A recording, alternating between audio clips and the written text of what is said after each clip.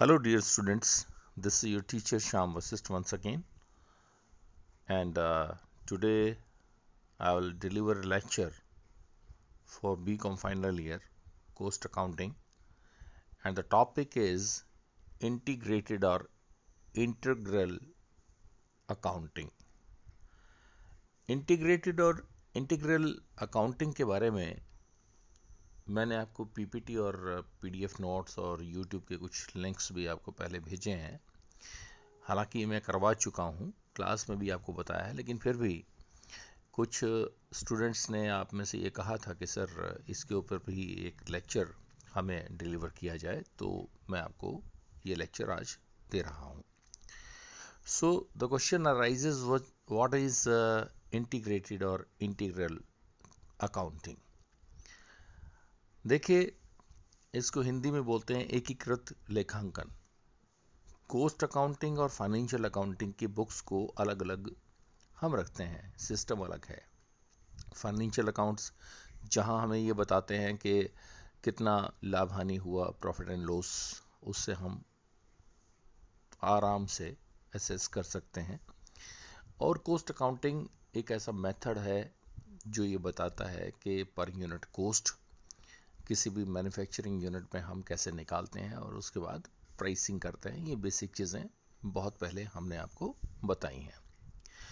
और कॉस्ट और financial accounts का प्रॉफिट नहीं मिलता है आपस में, बिकॉज जो एक्चुअल खर्चे होते हैं वो फाइनेंशियल अकाउंट्स में होते हैं, और जो एस्टिमेटेड होते हैं किसी वैज्ञानिक आधार को मान करके वो हम लगाते हैं कॉस्ट अकाउंट्स में।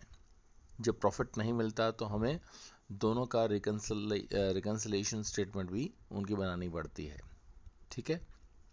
और रिकन्सिलेशन स्टेटमेंट और इन सब चीज़ों के पछड़ों से बचने के लिए जिस सिस्टम को अपनाया जाता है, जिसमें फाइनेंशियल बुक्स और कॉस्ट अकाउंट्स की जितनी एंट्रीज होती हैं उनको सेम सेट ऑफ बुक्स में हम बनाते हैं, तो इस तरह के लेखांकन की जो पद्धति है उसको हम कहते हैं इंटीग्रेटेड और इंटीग्रल अकाउंटिंग, एकीकृत लेखांकन। It is a system whereby cost and financial books are kept in the same set of books. This eliminates the necessity of operations regarding cost ledger control accounts and of reconciling the cost and financial books. Thus, this is also known as the third entry method. यानी इसमें दो चीज़ें हमें अब नहीं करनी पड़ेंगी, क्योंकि कॉस्ट और फाइनेंशियल अकाउंट्स की जितनी एंट्रीज हैं वो हम सेम सेट ऑफ बुक्स में इसमें तैयार करेंगे। तो इसके लिए हमें जो कॉस्ट लेजर कंट्रोल अकाउंट्स हैं वो बनाने की ज़रूरत नहीं है, और साथ में हम क्या नहीं करेंगे, reconciliation statement of cost and financial accounts वो बनाने की ज़रूरत नहीं है।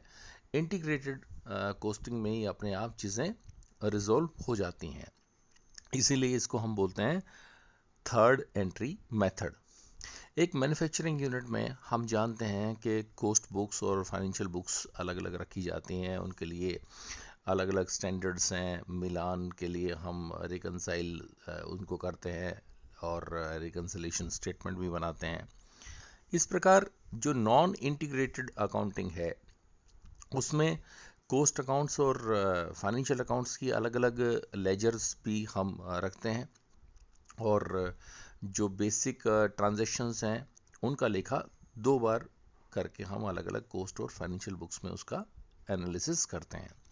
दोनों बुक्स का एक दूसरे से कोऑर्डिनेशन करने के लिए हम क्या करते हैं, जो जनरल लेजर अकाउंट है आपका, उसमें कॉस्ट कंट्रोल लेजर बनाया जाता है, और इसी तरह से जो कॉस्ट बुक्स हैं आपकी उसमें हम कॉस्ट लेजर एडजस्टमेंट अकाउंट्स उसको भी हम रखते हैं, खोलते हैं, जिससे एक दूसरे से संबंध बना रहे। लेकिन ये व्यवस्था थोड़ी सी जटिल हो जाती है, because we have to maintain two separate books of accounts. लागत विभाग, वित्तीय विभाग, ये आवश्यकताओं को एक ही प्रकार से पुस्तकों को पूरा करने के लिए जो एकीकृत या जिसे कहते हैं इंटीग्रेटेड अकाउंटिंग सिस्टम, इसको अपनाया जाता है। जो एकीकृत लेखांकन है यानी इंटीग्रेटेड कॉस्टिंग है, उसका आशय है इस प्रकार की पद्धति से जिसमें फाइनेंशियल और कॉस्ट के जितने ट्रांजेक्शन्स हैं उनका लेखा एक ही लेजर में, जिसे हम इंटीग्रेटेड मेथड ऑफ अकाउंटिंग कहेंगे या इंटीग्रेटेड लेजर कहेंगे, उसमें किया जाता है। Institute of cost and management account ICMA London के अनुसार जो डेफिनेशन है इसकी, वो है integrated accounting is a system in which the financial and the cost accounts are interlocked to ensure that all relevant expenditure is absorbed into the cost accounts. So this is the definition given by ICMA London about your system of integrated or integral accounting. तो इस तरह से what are the advantages of integral accounting, इसके लाभ क्या होंगे? देखिए, जब आपको सेपरेट बुक्स नहीं रखनी है कॉस्ट अकाउंटिंग और फाइनेंशियल बुक्स के लिए, तो आपको बहुत सारे फ़ायदे उसके होंगे, एक ही जगह पे ये सारी चीज़ें होंगी। देखिए, एक तो क्या होगा फ़ायदा इसका, सबसे पहले कि एक ही काम को दो बार नहीं करना पड़ेगा। अनेक जो आप लेजर्स बनाते हैं, अकाउंट्स बनाते हैं, खाता बही कंट्रोल करते हैं, वो सब चीज़ें आपको जगह जगह करने की ज़रूरत नहीं है। एक ही जगह पे सारे books of accounts and records आप मेंटेन कर सकते हैं। दूसरी बात, जो कॉस्ट अकाउंट्स में सभी आवश्यक और जो एक्चुअल एक्सपेंडिचर्स होते हैं और जो कॉस्ट के जितने आपके डेटाज हैं उनकी शुद्धता की, वो कितनी सही हैं, उनकी जांच भी आराम से इंटीग्रेटेड अकाउंट्स में हो जाती है, बिकॉज ये रिकंसाइल होता रहता है आपके फाइनेंशियल बुक्स के साथ, because we are keeping the same books, all records in the same books. उसके बाद जो आपकी प्रॉफिट एंड लॉस की जो राशि है, जो अमाउंट है, वो पुस्तकों यानी आपकी वित्तीय पुस्तकों और जो लागत अकाउंट्स हैं आपके यानी cost accounts and financial accounts, उन दोनों के परिणामों में देखिए समाधान की आवश्यकता होती है आमतौर पे, लेकिन जब आप दोनों को साथ बनाते हैं तो there is no need of reconciliation, because you are making all accounts in the same set of books, that is integrated accounts. Then जो मैकेनिकल कोस्टिंग होती है, यांत्रिक लेखांकन जिसे कहते हैं, उसमें इंटीग्रेटेड अकाउंटिंग सिस्टम को अपनाना आवश्यक है, तो आपकी ये समस्या ख़त्म हो जाती है। तो आप मैकेनिकल अकाउंट्स जब यांत्रिक लेखांकन जिसे कहते हैं वो जब मेंटेन करते हैं तो वहाँ तो ये मैंडेटरी है, ठीक है। फिर बुक कीपिंग की कॉस्ट में आपकी कमी आती है, बिकॉज आपको कॉस्ट अकाउंट्स और फाइनेंशियल अकाउंट्स सेपरेटली मेंटेन नहीं करने हैं, तो आप क्या करेंगे, लेखांकन का काम आपका सरल हो जाएगा, एक ही सेट ऑफ बुक्स आप रखेंगे और ये सस्ता भी पड़ेगा, इकोनॉमिकल पड़ेगा, बिकॉज आपको अलग अलग एक्सपर्ट्स की ज़रूरत इसके लिए नहीं पड़ेगी। देन जो आपके अकाउंट्स डिपार्टमेंट्स हैं उनमें कोऑर्डिनेशन होने के कारण काम शीघ्रता से हो जाएगा और उनका नियंत्रण भी बहुत आसानी से हो सकता है। तो these are the main advantages of this integrated accounting system. Now, what are the principles of an integral accounting system? सबसे पहले डिग्री ऑफ इंटीग्रेशन। देखिए, इसमें तीन तरह की प्रचलित श्रेणियां हैं, कैटेगरीज हैं। सबसे पहले प्राइम कॉस्ट लेवल तक आप इंटीग्रेटेड अकाउंटिंग का प्रयोग करते हैं, यानी इंटीग्रल अकाउंटिंग जो है that is up to the prime cost आपको बताया जाए, डायरेक्ट लेबर, डायरेक्ट एक्सपेंसेस और डायरेक्ट मटेरियल को मिला करके ये तीनों चीज़ें जब हम मिलाते हैं तो आपकी प्राइम कॉस्ट आती है। देन कारखाना लागत तक एकीकरण यानी up to factory cost. Then आपका संपूर्ण अभिलेखों या खातों का एकीकरण यानी कंप्लीट कॉम्प्रीहेंसिव, यानी जिसमें आपकी प्राइम कॉस्ट भी आ गई और सभी के सभी ओवरहेड्स भी आ गए, टोटल कॉस्टिंग आपका जो सिस्टम है उस तक आप ये एकीकरण यानी इंटीग्रेशन करते हैं।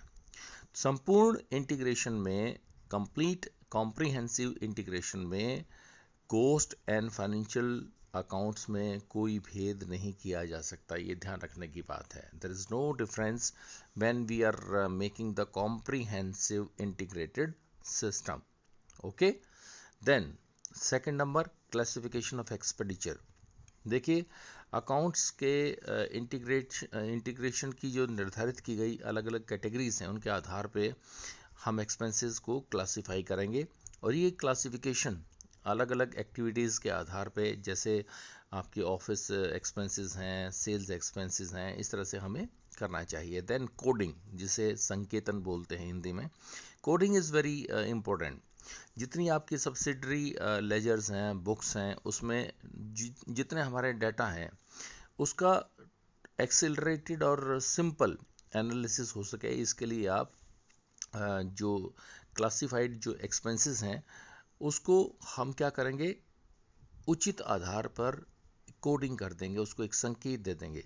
और जो कोडिंग है वो साइंटिफिक तरीके से प्रदान की जानी चाहिए, जिससे काम को आसानी से, सुविधाजनक तरीके से हम परफॉर्म कर सकें।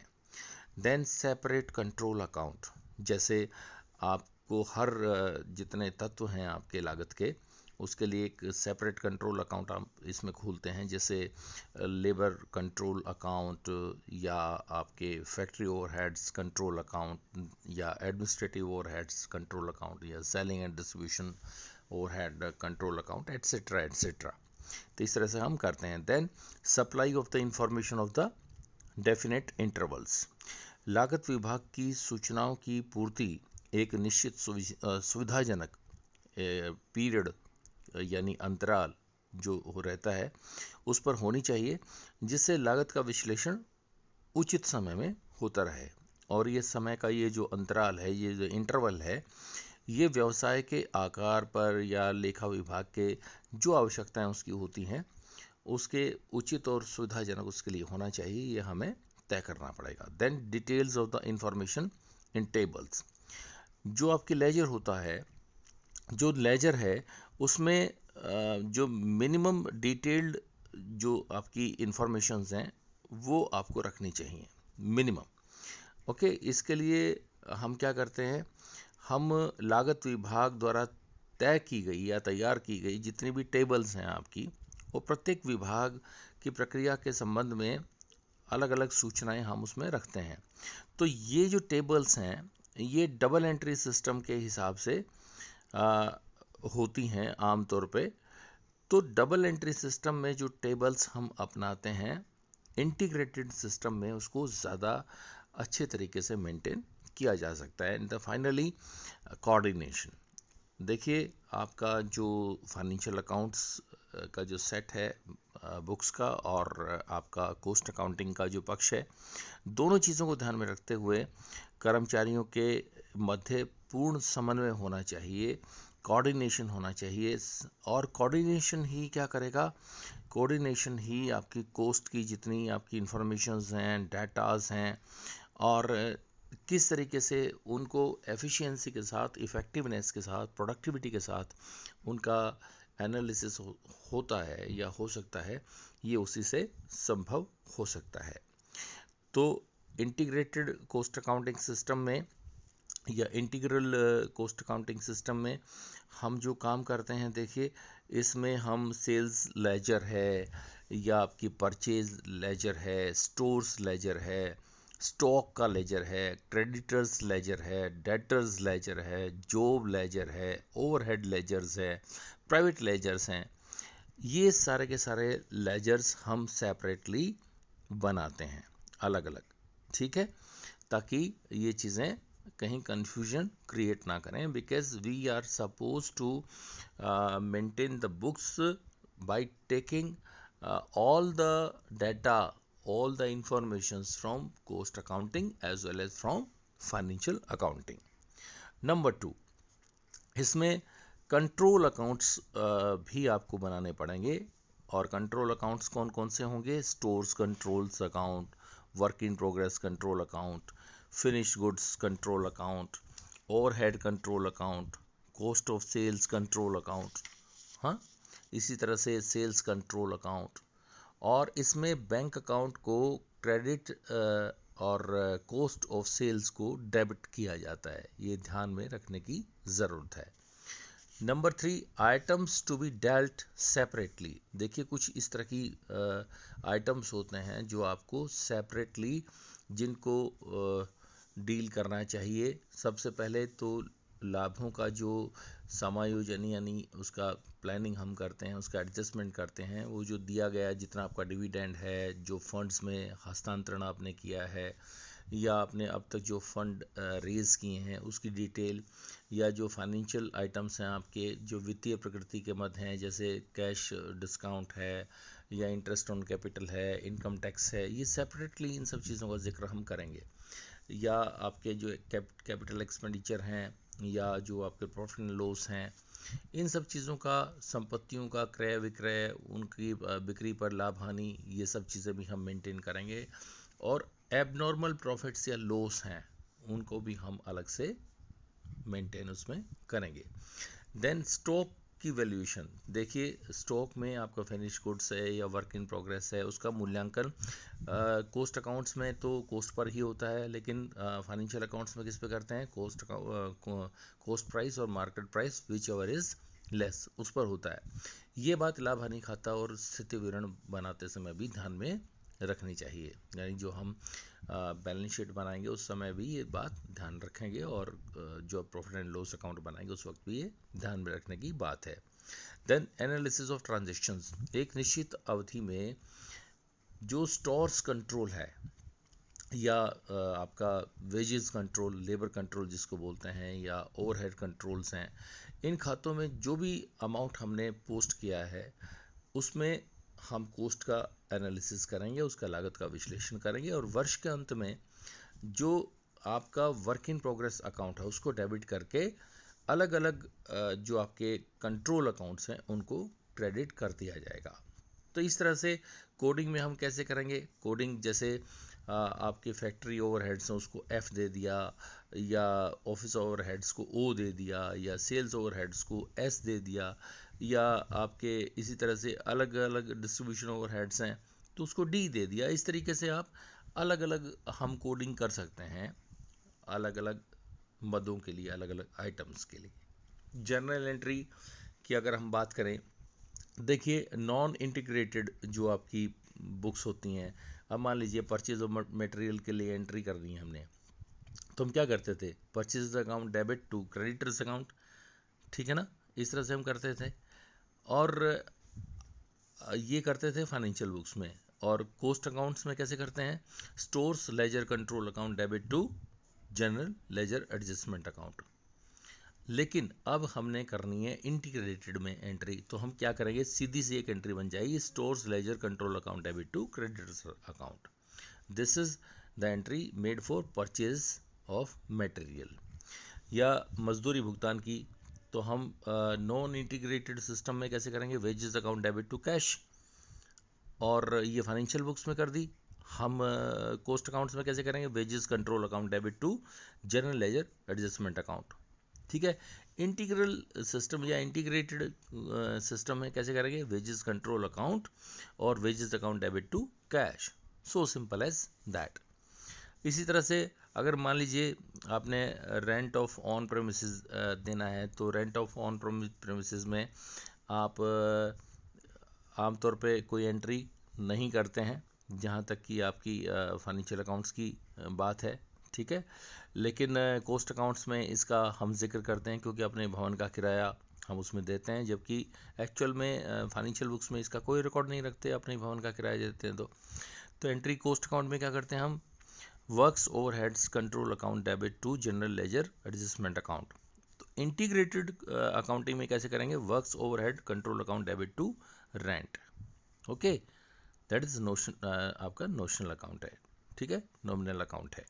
तो इस तरीके से हम इसकी कैश सेल्स, मान लीजिए एक एग्जांपल और देता हूँ, फाइनेंशियल बुक्स में हम कहते हैं cash account debit to sales, और अगर कॉस्ट अकाउंटिंग की बात करें तो cost ledger control account debit to sales. लेकिन यहाँ एंट्री इंटीग्रेटेड अकाउंटिंग में कैसे समझिए, cost ledger control account debit to sales account.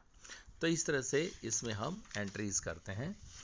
तो इसीलिए इसको हम थर्ड एंट्री मेथड भी इसको बोलते हैं, क्योंकि इंटीग्रेटेड कोस्टिंग में कभी कभी थर्ड एंट्री मेथड को अपनाया जाता है। इंटीग्रेटेड कोस्ट अकाउंटिंग या अकाउंटिंग सिस्टम जो है वो देखिए इस तरह से रहता है कि केवल इसमें कोस्ट एलिमेंट्स को ध्यान में रखते हुए हम एक थर्ड एंट्री इसमें बनाते हैं।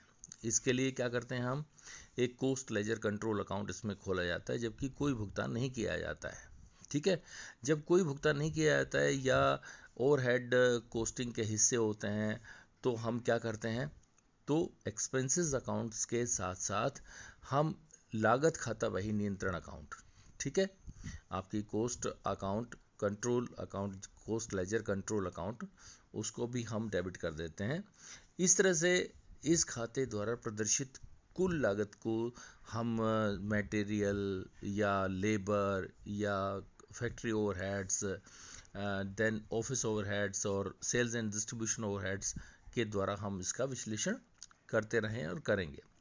तो इनका जो योग होगा वो फिनिश गुड्स या प्रॉफिट एंड लॉस अकाउंट में हस्तांतरित करके लागत खाता बही नियंत्रण अकाउंट जो हमने बनाया या कोस्ट लेजर कंट्रोल अकाउंट जो बनाया, हम उसको डेबिट कर देंगे।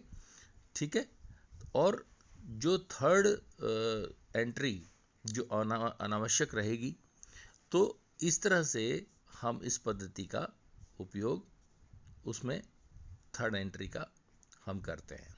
ठीक है, थर्ड एंट्री का एक एग्जांपल आपको बताता हूँ। जैसे 10,000 रुपये की सामग्री आपने परचेज की तो material account debit, cost ledger control account debit to cash. So this is the example. तो इस तरह से हम ये इंटीग्रल या इंटीग्रेटेड कोस्ट अकाउंटिंग के एंट्रीज हम करते हैं। सो आज का लेक्चर हम यहीं ख़त्म करते हैं। Thank you very much.